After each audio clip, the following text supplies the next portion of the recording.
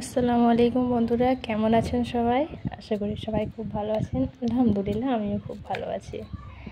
তো আমি এই রেসিপিটা ফেসবুক থেকেই শিখেছি, তাই ভাবলাম আজকে ট্রাই করে নিই। তো দেখুন, আমি একটা কুমড়ো নিয়েছি। কুমড়োর অর্ধেকটাও নয়, অল্প কেটে নিয়েছি। আর আপনারা যদি সবুজ রঙের যে কুমড়োগুলো থাকে ওগুলো নিলেও খোসা ফেলবেন না, যেহেতু আমার এটা হলুদ রঙের, তো বেশি পেকে গেছে, তাই জন্য এটা আমি নিলাম না, খোসাটা ছাড়িয়ে নিলাম। তো এবার লম্বা লম্বা করে কুচিয়ে নিতে হবে, যেরকম কুচোতেই পারেন। আমরা তো কুমড়ো ভাজা বলতে শুধু তেলের ওপরে যে ফোড়ন দিয়ে এমনি ভাজা হয় ওই ভাজাটাকেই জানি। তো আমার জন্য তো এটা নতুন কিছু, তাই আমি ভাবলাম আপনাদের সঙ্গেও শেয়ার করে দিই। অবশ্যই ট্রাই করে দেখবেন, খুব ভালো লাগবে।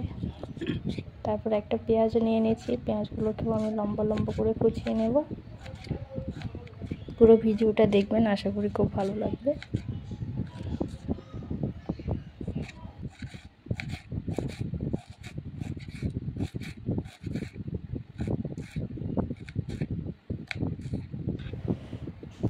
আমি একটা শুকনো লঙ্কাকে অল্প করে কেটে নিয়েছি, আমার কাছে কাঁচা লঙ্কা ছিল না, তাই জন্য আমি শুকনো লঙ্কা দিয়েছি। আপনাদের কাছে কাঁচা লঙ্কা থাকলে লুমড়ি মাঝে চিড়ে নিতে পারেন। এরপর কড়াইতে অল্প সাদা তেল দিয়ে, অল্প পরিমাণে, বেশি নয়, অল্প পরিমাণে সাদা তেল দিয়ে কেটে রাখা কুমড়োগুলো হালকাভাবে নাড়িয়ে নেব, হালকাভাবে ভেজে নেব যেন সেদ্ধ হয়ে যায়।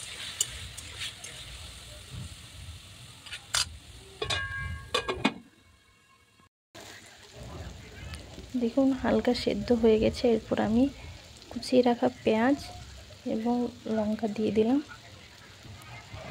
আমারটা একটু বেশি সেদ্ধ হয়ে গেছে, তো আপনারা এর আগেই নামিয়ে নেবেন। পেঁয়াজগুলো দিয়ে দেবেন। এরপর দিয়ে দিলাম পরিমাণ মতো লবণ, আবার একটুখানি ভেজে নিয়ে তারপর দিয়ে দিলাম সামান্য চিনি। আমার কোনোটা মিষ্টি ছিল, তো তাও আমি একটু দিয়েছি, আপনারা মিষ্টি না খেতে চাইলে দেবেন না।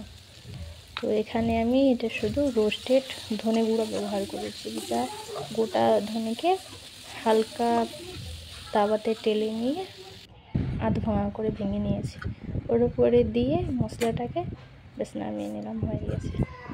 সত্যি বলছি, খেতে খুবই মজা হয়েছে। যেহেতু কুমড়ো ভাজি মানে কুমড়ো ভাজিই লাগবে, কিন্তু একবার ডিফারেন্ট কিছু ট্রাই করা উচিত, তাই ভাবলাম আপনাদের সাথে শেয়ার করি। ভালো লাগলে অবশ্যই ভিডিওটাকে লাইক, কমেন্ট, শেয়ার করবেন এবং আমার পাশে থাকবেন।